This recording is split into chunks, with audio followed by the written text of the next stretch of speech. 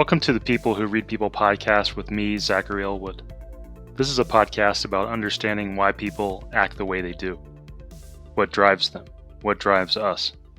You can learn more about the podcast at behavior-podcast.com. Do you feel that social media has hurt your relationships? Not just amongst people you disagree with politically, but with friends and family in general. If so, you're not alone in feeling that way, and I think there are real and very understandable reasons for why internet communication tools amplify our divides and increase social animosity. Do you think that social media amplifies extreme, bad ways of thinking? In the same way, I think there are some pretty easy to understand aspects of social media that make extreme thinking more likely. Last October in 2020, I spent 5 weeks researching and writing a piece about how social media divides us. I recorded a reading of that for this podcast, but I've since written a more concise version of that piece that I think is also just a better version, so I wanted to do a reading of that newer version. A couple of things that I think are interesting and worthwhile about this piece. My piece is focused on inherent aspects of internet communication, not on product features. If you followed some of the public discourse about social media, you've probably noticed that most of the focus is on the product decisions. For example, the reaction emojis that Facebook uses, or how Facebook and YouTube implement their content recommendation algorithms.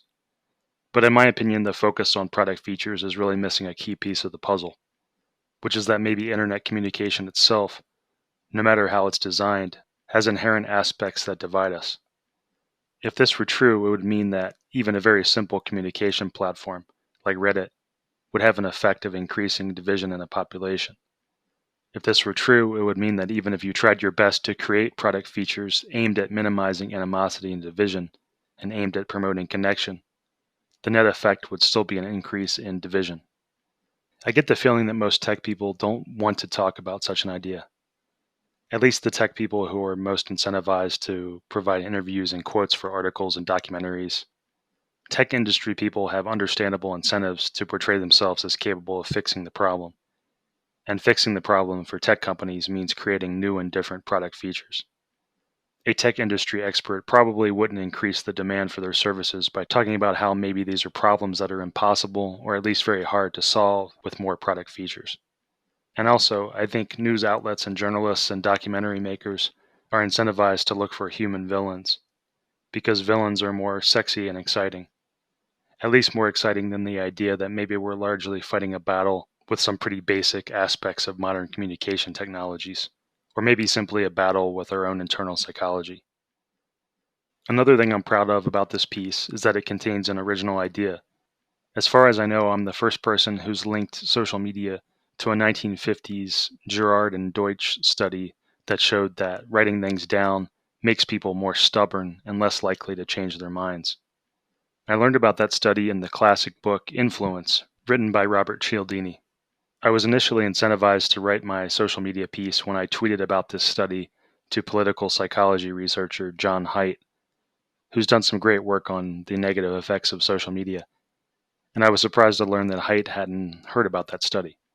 And then I noticed that no one seemed to have made that connection with that study.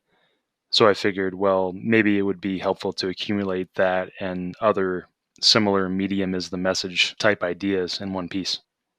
And I'll say the Girard and Deutsch study really spoke to me. I've noticed a defensiveness in myself when people criticize the random half thought out things that I sometimes post on social media.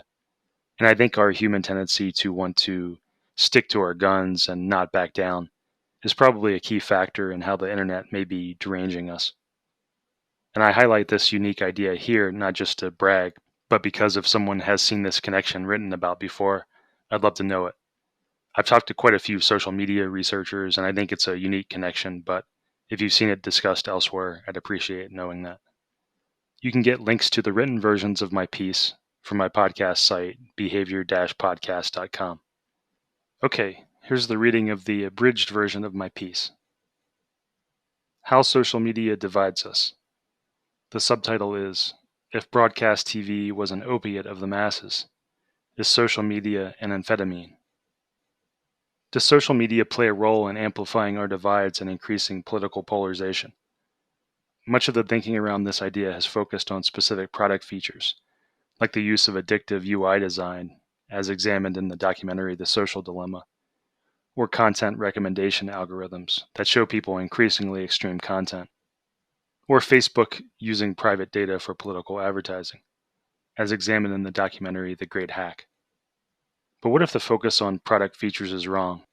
What if the focus on product features is being largely driven by people in the tech industry who have an incentive to promote their abilities to solve these problems using different product features? What if this focus on product features is distracting us from something more fundamental and intrinsic about these technologies? What if internet communication, simply by speeding up and distorting our interactions, agitates us in ways that don't have much to do with product decisions? What if putting human interactions effectively on speed results in amplifying some of the darker aspects of our social psychology? For some examples of how there may be inherent aspects of social media that amplify divides and extreme thinking, there are psychology studies that support all of the following ideas. Writing down our beliefs makes us more committed to those beliefs. Being insulted makes us more committed to our beliefs. Being in like-minded groups makes us more extreme. Angry messages spread more easily online than non-angry messages. And all of these things happen more frequently on the internet than they do in traditional in-person encounters. In this piece, I go into detail about the above research and other studies. I bring together ideas that might help us answer the question, if social media contributes to dividing us, what are the psychological processes by which it does that? In the piece here, I included a Twitter poll that I conducted that asked, do you believe that social media has a dividing, polarizing effect on us? That poll got 770 votes, and 72.6% of the respondents voted for yes, a lot. 19% of the respondents voted for yes, some. Only 4.5% voted no. The basics of our tribal psychology. Before getting to social media effects, let's briefly examine some basic psychological factors that seem to point to the underlying root causes for the tendency of humans to form into aggressive us versus them dynamics. The outgroup homogeneity effect. We view our own group as being made up of individuals with diverse views and personalities, but we view the other group, the outgroup, as a mass of single-minded people, a monolithic, homogeneous group. In-group favoritism. Relatedly, if members of our own group have faults, if they do something wrong, we tend to overlook that and make excuses for them, but we will harshly judge members of the outgroup for their transgressions. Our language plays a big role in the polarization process. To take one example of inaccurate language that increases societal polarization, it's common to see liberals say things online like, all Trump supporters are racist. But the simple fact that there are black Trump supporters and other people of color who support Trump should be sufficient evidence that this belief that the other group is all the same, or even mostly the same, is not correct. Our perception of a group as monolithic doesn't make it true. Our perceptions are not other people's perceptions. And I could have just as easily used an example of inaccurate, polarizing Trump supporter language. The point is the same. And the more that one group speaks in all-encompassing, unreasonably hateful, inaccurate ways about the other group, the more the other group is going to return the favor. Before getting to the specific psychological effects, let's quickly examine how some of these things tend to play out and amplify each other online. Members of one political or cultural group say things like, if you're a member of this other group, you're a moron. Members of the insulted group see those messages and get angry. Due to the outgroup homogeneity effect, they perceive the opponent group as more hateful and unreasonable than they previously did. Those members then go online and post similar insults about the first group. The first group reads those insults and perceives the opponent group as more hateful and unreasonable than they previously did. And so on in an amplifying cycle with more and more people involved and more group versus group animosity involved. Here, to emphasize the point of how we tend to simplify the other side, I included a tweet from someone that said, if you want us to believe that not all Trump supporters are racist, stop posting memes saying all liberals want to kill babies, hate the police, hate America, and hate guns. End quote. To be clear, this is not to say that social media is the primary cause for polarization problems. Looking at history, it's clear that humans pretty frequently come to be at each other's throats, with or without help from technology. But what we're examining is the ways in which internet communication may be an efficient amplifier of our natural tribal tendencies. Now let's take a closer look at the processes by which social media may be amplifying such tendencies. Factor number 1. Social media makes us more stubborn. For almost all of history, most conversation was a private affair, ephemeral and quickly fading from memory. It's new and unusual to have so much of our conversation publicly on display and recorded for others to see later. It'd be surprising if such a big change didn't have an effect on our minds and our society. In a 1955 study by Gerard and Deutsch, they found that writing things down, whether privately or publicly, made people less likely to change their minds. Robert Cialdini's book Influence summarizes this study. The students who had never written down their first choices were the least loyal to those choices.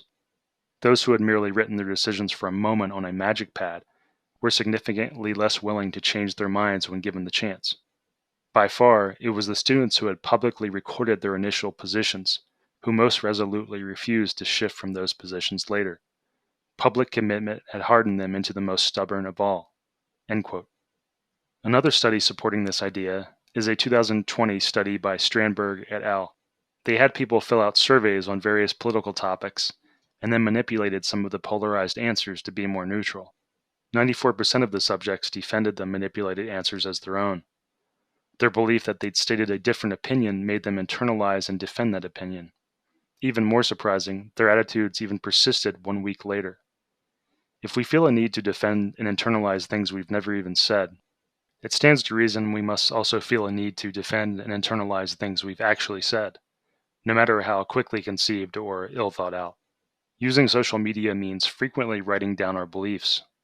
There is a pressure to express an opinion on events and topics, and many of these statements of ours will be very quickly conceived and barely thought out. These are the kinds of thoughts that, in a pre-digital world, might simply be the starting point of us building more nuanced and less polarized views. Social media, by inducing us to make all sorts of statements, especially publicly and especially simplistic takes, may be hardening our beliefs, making us resistant to listening to others and to changing our minds.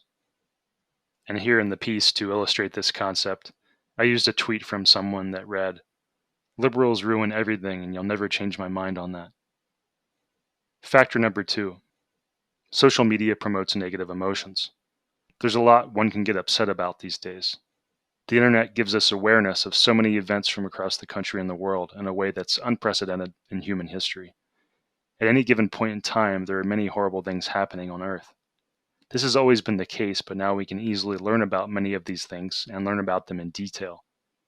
We perhaps aren't naturally well equipped to deal with so many sources of anger, fear, and sadness. And we seem to be hardwired to pay attention to negative emotions. From an evolutionary point of view, negative emotions are associated with threats, so it makes sense that we respond more to those than more relaxing and positive emotions.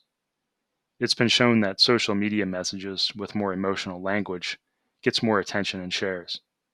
It's also been shown that anger is more influential than other emotions for spreading messages online. As the saying goes, a lie can travel around the world and back again while the truth is lacing up its boots. One reason a lie, or just an angry take, can travel fast is that it isn't constrained by the need for nuance and context. It can just tell a simple good versus evil story that appeals to our emotions.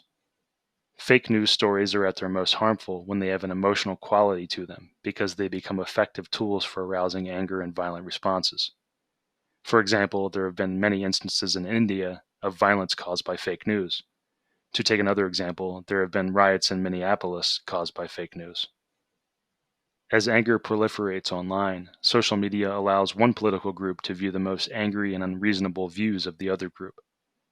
Social media, with its lack of nuance, its speed of action, and its promotion of passionate takes, makes angry overreactions and misinterpretations common. This ramping up of anger in one group in turn makes the other group more angry, or at the very least more likely to view the first group's concerns as silly and unserious. Factor number 3. Social media is distant and dehumanizing. A 2017 study by Abe Ruchik showed that it's easier to kill when we're physically distant from the killing. If it's easier to kill at a distance, it stands to reason it's easier to be unreasonable or insulting or threatening when interacting with people many miles away. Audio-video call tools, whether the telephone or Zoom, are also long-distance communication tools, but they force a more traditional human interaction. We are more cognizant of the other person's humanity due to their voice or their facial expressions. Seeing and hearing other people activates our best social instincts. Also, because it's a more shallow form of communication than audio and video, pure text communication leads to more misunderstandings and hence more anger than we would otherwise have. Factor number 4. Social media breeds insults, which amplify group grievances. Due to the distant nature of the internet and due to our increasingly polarized landscape, insults are common online, and the internet allows you to easily find insults to your group. Some group members promote such insults in order to rile up their own group. Social psychologist Karina Korostelina is the author of Political Insults: How Offenses Escalate Conflict. In my interview with Karina, she said that the internet had likely increased human conflict due to the increased creation and perception of insults.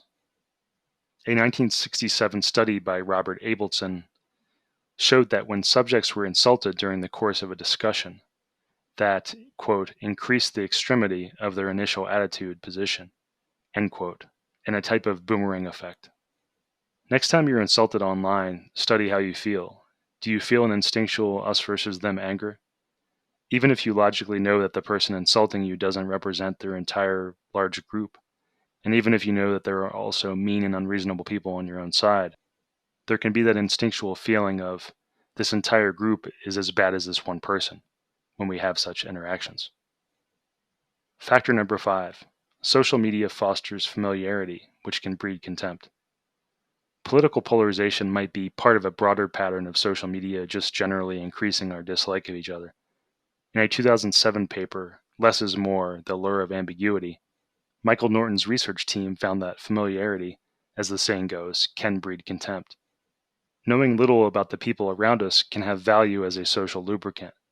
Without reason to believe otherwise, we tend to assume that other people are like us in various ways. The more we know about someone, the more likely we are to discover something we dislike. This becomes even more true the more a society becomes polarized. In Jamie Settle's book, Frenemies: How Social Media is Polarizing America, she showed that Facebook use was associated with an increase in people's animosity towards members of the other political group. The primary way this seemed to happen was that Facebook allowed people to more easily place their non-close acquaintances, for example, a hairdresser, a babysitter, a teacher, into in-group or out-group categories, and allowed them to interpret posts through that lens in ways that would happen less frequently pre-internet. And here in the piece, I included a Twitter poll which asked, let's examine interactions with people on your political side. Via social media, have you learned things about politically similar people that have made you dislike them more than you think you would have without social media? 190 people responded to that poll. 27% said that it happened a lot to them. 36% said it had happened a fair amount. Factor number 6. Social media removes normal social context. Interactions on social media happen outside of the normal frames of reference that have traditionally defined human relationships. In pre-internet days, we interacted with people based on various frames of reference, like meeting as neighbors or as close friends or as fellow churchgoers. Our interactions were guided by that frame. But online, this helpful context is stripped away. Communication researchers call this context collapse. This can lead to us misunderstanding each other more, making us less likable to each other. To take an example from my own life, my wife had posted a message about veganism on Facebook, and an old friend of mine responded with something like, "I'm so glad we all have so much free time that we can worry about stuff like this." It was out of character for him to be rude. He later apologized and explained that when he made that comment, he'd just come from spending time with a friend whose child had died. When he saw my wife's post, his immediate internal reaction was something like, "How petty to be worried about this with all the tragedy in the world." But the way we perceive the world at a specific moment seldom aligns with others' perceptions and priorities at that point in time. Even our own perception of what's right or important can change throughout the day. Something you posted online yesterday may seem tone deaf and embarrassing to you tomorrow. Most of the things any of us do or say will seem petty and unimportant to someone somewhere, especially when compared to issues of life and death. In my example, my friend would likely never have said such a thing to my wife in pre-internet days, and that's because in-person interactions give us helpful frames of reference and activate our more charitable social instincts. In-person socializing fosters a natural give-and-take dynamic, while social media communication takes the form of a series of isolated statements. When I interviewed a police captain for my podcast, he mentioned how he thought that 911 calls for family fights and domestic disturbances had risen due to misunderstandings and conflicts that originated on social media. Without the context we're accustomed to, we can appear to each other petty, heartless, and hard to understand. We will frequently misunderstand each other and assign motives and feelings to each other that aren't there. Factor number 7. Social media gives power to the more extreme. People who are more active on social media don't represent most of society. From a Pew Research study, most users rarely tweet, but the most prolific 10% create 80% of tweets from adult US users, end quote. And most Americans don't follow politics closely. From an October 2020 New York Times article, what we found is that most Americans, upward of 80% to 85%, follow politics casually or not at all. Just 15% to 20% follow it closely, the people we call deeply involved, end quote. A 2018 survey about U.S. polarization showed that we're pressured to conform to the beliefs of people around us. Pressure to conform to one's group has always been present, but social media increases our anxiety of being judged publicly, in full view of everyone, and of being judged by multiple people in our own group, maybe even hundreds or thousands of people. Such anxiety understandably leads to fewer people criticizing their own group online, and this dynamic creates the perception that the more extreme and angry views are more common and unquestioned than they are.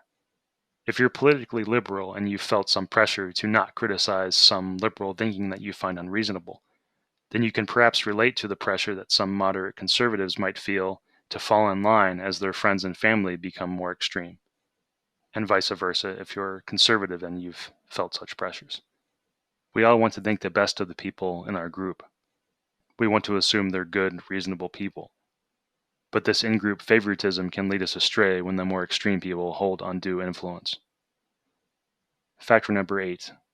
Social media makes like-minded groups grow more extreme. The term group polarization describes the psychological effect of how like-minded groups grow more extreme over time. There are quite a few studies about group polarization in social media.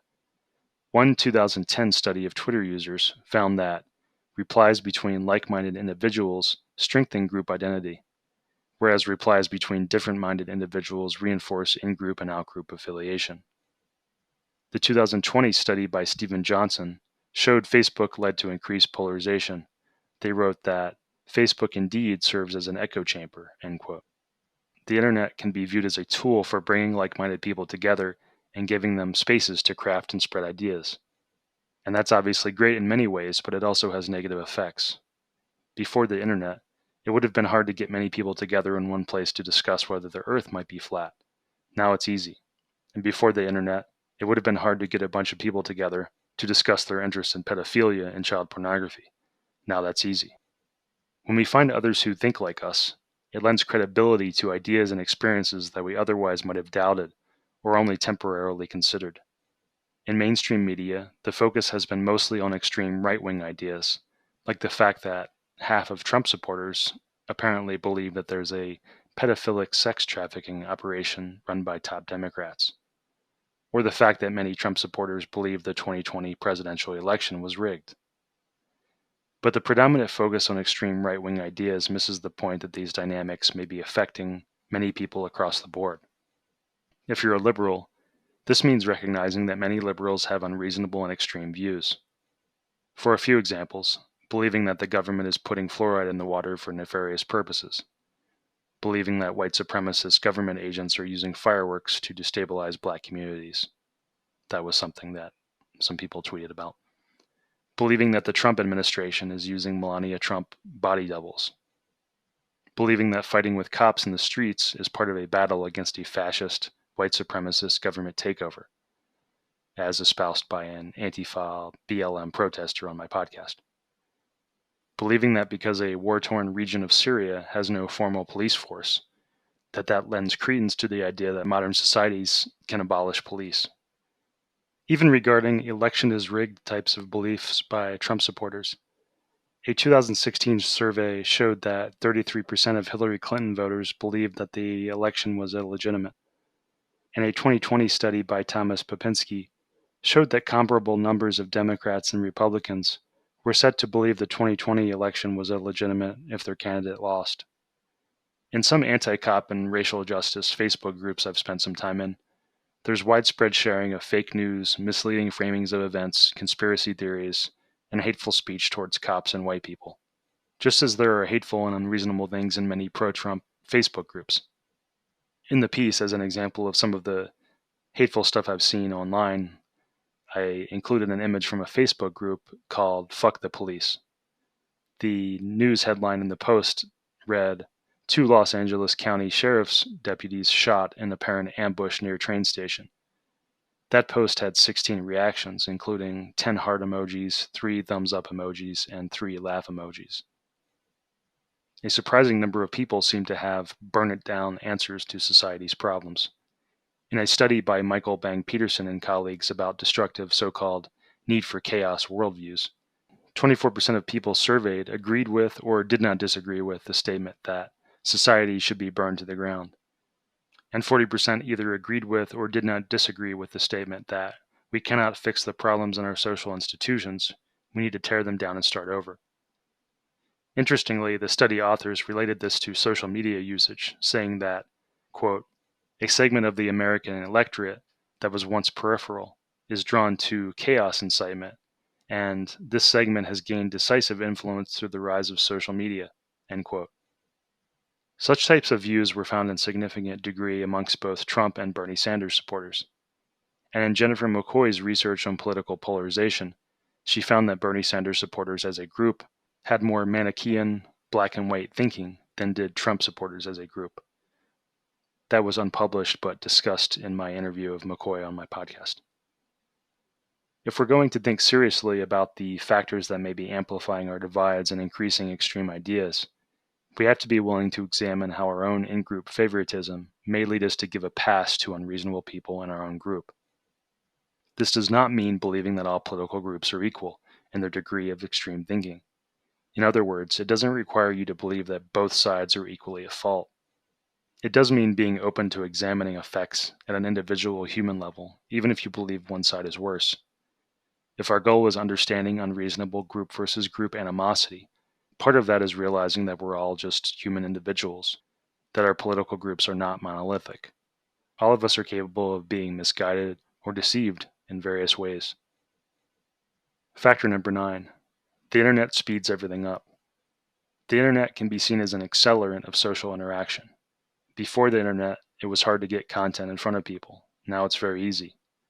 This ease of sharing has many obvious benefits, but it also results in us being inundated by a deluge of information with no time to process it well.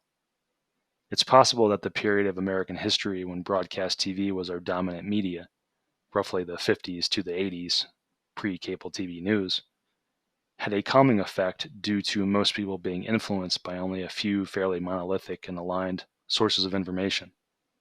If TV was an opiate of the masses in that way, perhaps social media can be seen as an amphetamine of the masses, fracturing us with many competing worldviews and amplifying our reactions. The internet allows us to quickly align, react, and organize in a way that previous media did not. The Arab Spring protests and George Floyd protests were hastened and amplified by social media communications. That speediness can have positive aspects, e.g., the ability to quickly share information and to organize. But it can also lead to overreactions and instability, like a train going too fast around curves. As noted, violence caused by false information is increasingly common these days. In support of this idea, in the piece, I included a tweet that read, "Oh, for fuck's sake, you know in Minneapolis we had a second round of riots because a murder suspect killed himself and social media said the cops killed another black man. 100% false. Downtown is still boarded up from that. People are so damn stupid and on a hair trigger nowadays." End quote. And such overreactions in turn have reactions. Violent behavior caused by extreme beliefs or misunderstandings will increase feelings of animosity in the opposite political party, or push more moderate people away from a group. In an interview I did for my podcast with Omar Wasso, he talked about the impacts of violent protests and riots on voting behavior and how it turned populations more conservative. The internet serves to wire us all together more and more tightly, and one result of this is that as a societal body, our nerves are more sensitive, more frayed. We're all more on edge. And maybe there are other potential accelerants these days. People are spending more and more time online, and COVID has increased our time spent online while also depriving us of the tempering influence of normal social interactions. Factor number 10. Social media is perceived as an important battleground. Despite most social media content being made by a small percentage of people, social media seems to be often perceived as being an important arena of conflict, a place where important societal battles are being fought.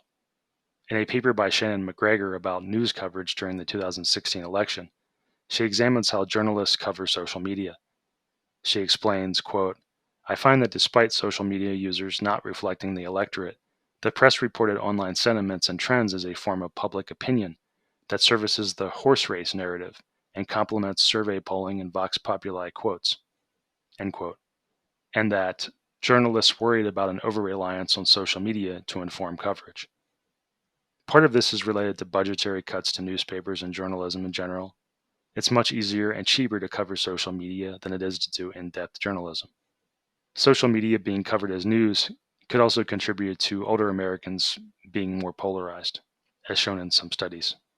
If the younger generation is more accustomed to social media culture, perhaps they've become more accustomed to some of the aspects of social media discussed in this piece and are less agitated by it, while older Americans may see extreme or hateful social media posts and believe that the opposite political group has become more extreme and unreasonable than it actually is. So what can we do about this? When reading this, you may have been thinking, no matter how polarization happens or what social media's role is, there's still a lot to be angry about right now. And yes, there is. I am not arguing to not be angry, to not work towards political goals you see as important. But we can still attempt to achieve our goals while keeping in mind that how we interact with people, the language that we use, plays a role in either bringing us closer together or driving us farther apart. And working to speak carefully and build bridges will likely do more to achieve our political goals than will any us versus them thinking. For one thing, consider how close the 2016 and 2020 American elections were. A little bit of goodwill and empathy can go a long way to nudging a few middle-of-the-road people over to your side. Inaccurate, polarizing language and good versus evil narratives seem unlikely to do so. And to be clear, I am not saying you should behave like a saint and be nice to everyone online. The path to decreasing political polarization is building more bridges between the most reasonable and least extreme people. Remember that most of the population isn't that extreme and wants to find ways to work together. If someone is extreme, unreasonable, and rude, I think it's fine to go ahead and criticize them or mock them if you want, although ignoring them is probably better. One reason I was motivated to write this piece is that it seems like the leaders and influencers I would have expected to make more attempts to build bridges and bring us together haven't been doing a good job. In other countries that have fallen apart, there were probably many ordinary people, people like you and me, assuming that the people in charge would take care of things, that it wasn't their responsibility, as a non-leader, as a regular citizen, to fix things. But maybe the only way to avoid worst-case scenarios is by all of us realizing that no one is coming to save us, that it's up to all of us to consider the role we all play in these group dynamics. Because there are powerful forces at work, tribal forces deep inside of us, and maybe it will take an unusual shift in societal awareness to turn the tide against these oft-repeated self-destructive processes. Here are some ideas for ways we can better use social media to help decrease unreasonable anger and polarization. Speak carefully. Avoid speaking in inaccurate and all-encompassing all Trump supporters or X type of ways. Focus your criticisms and ire on the people you know are directly at fault, for example, political leaders, and not the mass of citizens whose motives and beliefs are varied and hard to know. This will make your language more persuasive and less likely to cause anger.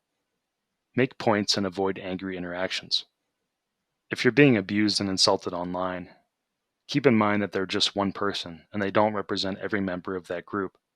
It's okay to make your point and then leave a conversation and not respond further. Fighting on social media doesn't accomplish much and will mainly serve to make everyone more angry. Be skeptical of simplistic emotional takes. If you're someone who often immediately shares the latest outrage you see online, you're probably sharing many takes that are unnuanced or inaccurate. Our political and cultural bubbles result in us seeing and consuming a lot of biased takes. If you see a simplistic emotional post, especially if it's something that's hard to believe, spend a little time researching it before you share it. Be aware of how our political bubbles can cause us to accept extreme and unreasonable views. We are all influenced by the people around us. As anxiety levels ramp up and extreme views become more common, we should be especially on guard against this because as one group grows more extreme and angry, the other group will tend to take extreme opposite stances in reaction to the first group's stances, no matter how illogical that may be. We should speak up when we feel that people on our side are being unreasonable. The more we do this, the less extreme our group is perceived by moderate people, and the more we lower the heat. Don't be afraid to change your mind and admit mistakes. We all need to accept that we will frequently make mistakes, whether that's phrasing things badly or just thinking about things wrongly. It's not a bad thing to change your mind or to admit you're wrong or to apologize. Doing that publicly will influence others to emulate our behavior. Show how you don't fit into the stereotypes of your group. One of the ways to combat group versus group animosity is to demonstrate that we don't fit neatly into the stereotypical traits of our political group. We can be living examples of how we all have much more nuance and complexity than is perceived. For example, if you're a rancher who's a Second Amendment proponent, but who mostly votes Democrat because you believe in a strong social safety net, sharing your views will weaken group associations and group-related animosity. Jamie Settle, who researched how Facebook divides us, points to this as one of the things we can all do to counter out-group animosity. But of course, in an increasingly polarized society, this can take some courage. If social media does have a society fracturing effect, we'll need more education about how that happens. A lot of the work in this area is focused on teaching people how to differentiate fake news from real news, or focused on specific features or algorithms. But if it's true that online communication tools have inherently polarizing effects, then we'll need to broaden the scope of this education. We may need more political literacy in the form of educating people about how, despite perceptions, most people have a lot in common. And we may need more psychological literacy in the form of educating people about our social and emotional instincts and how those can lead us to some dark places. In early 2021, I talked to a high school class about these topics. Their teacher recognized that these topics were especially important for children, who must navigate a complex and contentious environment that also poses threats to their emotional well-being. Personally, I think we need more of this kind of teaching in schools. We need more people to recognize that these topics are important for society. We need more citizens to start thinking about these dynamics early. Okay, this has been the People Who Read People podcast with me, Zach Elwood. I've been reading a piece that I researched and wrote from a year ago. You can learn more about this podcast at behavior-podcast.com. If you think these are important or even just interesting ideas, please share this podcast with people you know. I'd also greatly appreciate ratings and reviews on iTunes or the platform you listen on. You can follow me on Twitter at @apokerplayer. Okay, thanks for listening. Music by Small Skies.